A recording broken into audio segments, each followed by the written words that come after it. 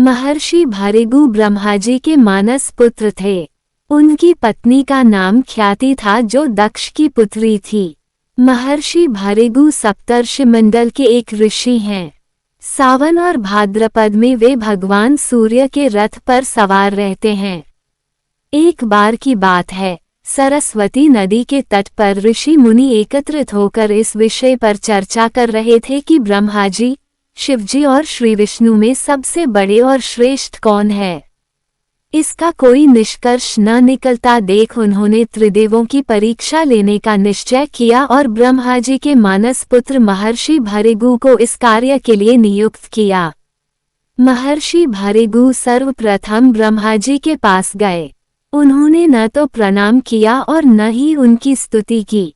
ये देख ब्रह्मा जी क्रोधित हो गए। क्रोध की अधिकता से उनका मुख लाल हो गया, आंखों में अंगारे दहकने लगे। लेकिन फिर यह सोचकर कि ये उनके पुत्र हैं, उन्होंने हृदय में उठे क्रोध के आवेग को विवेक बुद्धि में दबा लिया। वहां से महर्षि भृगु कैलाश गए। देवाधिदेव भगवान महादेव ने देखा कि भृगु आ रहे हैं तो वे प्रसन्न होकर अपने आसन से उठे और उनका आलिंगन करने के लिए भुजाएं फैला दी।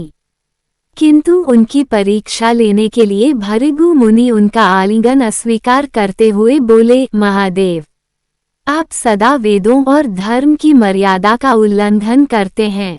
दुष्टों और पापियों को आप जो वरदान देते हैं उनसे सृष्टि पर भयंकर संकट आ जाता है। इसलिए मैं आपका आलिंगन कदापि नहीं करूंगा। उनकी बात सुनकर भगवान शिव क्रोध से तिलमिला उठे। उन्होंने जैसे ही त्रिशूल उठाकर उन्हें मारना चाहा, वैसे ही भगवती सती ने बहुत अनुनय विनय कर किसी प्रकार से उनका क्रोध शांत किया। इसके बाद भृगु मुनि वैकुंठ लोक गए। उस समय भगवान श्री विष्णु देवी लक्ष्मी की गोद में सिर रखकर लेटे थे। भृगु ने जाते ही उनके वक्ष पर एक तेज लात मारी।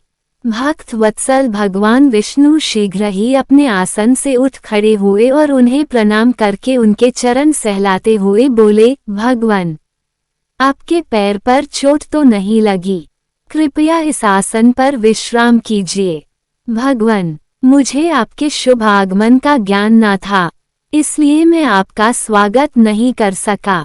आपके चरणों का स्पर्श तीर्थों को पवित्र करने वाला है। आपके चरणों के स्पर्श से आज मैं धन्य हो गया। भगवान विष्णु का ये प्रेम व्यवहार देखकर महर्षि भृगु की आंखों से आंसू बहने लगे। उसके बाद वे ऋषि मुनियों के पास लौट आए और ब्रह्मा जी, शिवजी और श्री विष्णु के यहाँ के सभी अनुभव विस्तार से कह बताया। उनके अनुभव सुनकर सभी ऋषि मुनि बड़े हैरान हुए और उनके सभी संदेह दूर हो गए। तभी से वे भगवान विष्णु को सर्वश्रेष्ठ मानकर उनकी पूजा अर्चना करने लगे।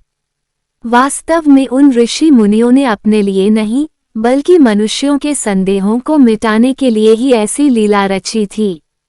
एक समय जब माता पार्वती मानसरोवर में स्नान कर रही थी, तब उन्होंने स्नान स्थल पर कोई आ न सके इस हेतु अपनी माया से गणेश को जन्म देकर बाल गणेश को पहरा देने के लिए नियुक्त कर दिया। इसी दौरान भगवान शिव उधर आ जाते हैं। गणेश जी उन्हें रोककर कहते हैं कि आप उधर नहीं जा सकते हैं। ये सुनकर भगवान शिव क्रोधित हो जाते हैं और गणेश जी को रास्ते से हटने का कहते हैं, किंतु गणेश जी अड़े रहते हैं। तब दोनों में युद्ध हो जाता है। युद्ध के दौरान क्रोधित होकर शिवजी बाल गणेश का सिर धड़ से अलग कर देते हैं। शिव के इस कृत्य का जब पार्वती को पता चलता है तो वे विलाप और क्रोध से प्रलय का सृजन करते हुए कहती है कि तुमने मेरे पुत्र को मार डाला। माता का रौद्र रूप देख शिव एक हाथी का सिर गणेश के धड़ से जोड़कर गणेश जी को पुनः जीवित कर देते हैं। तभी से भगवान गणेश को गजानन गणेश कहा जाने लगा। पूर्व काल में पार्वती देवी को देवताओं ने अमृत से तैयार किया हुआ एक दिव्य मोदक दिया। मोदक देखकर दोनों बालक कार्तिकेय तथा गणेश माता से मांगने लगे। तब माता ने मोदक के महत्व का वर्णन कर कहा कि तुम में से जो धर्माचरण के द्वारा श्रेष्ठता प्राप्त करके सर्वप्रथम सभी तीर्थों का भ्रमण कराएगा, उसी को मैं यह मोदक दूंगी। ये देख माता पार्वती जी ने कहा कि समस्त तीर्थों में किया हुआ स्नान, संपूर्ण देवताओं को किया हुआ नमस्कार, सब यज्ञों का अनुष्ठान तथा सब प्रकार के व्रत, मंत्र, योग और संयम का पालन, ये सभी साधन माता पिता के पूजन के 16वें अंश के बराबर भी नहीं हो सकते। इसलिए ये गणेश सैकड़ों पुत्रों और सैकड़ों गणों से भी बढ़कर है। अतः यह मोदक मैं गणेश को ही अर्पण करती हूँ। माता पिता की भक्ति के कारण ही इस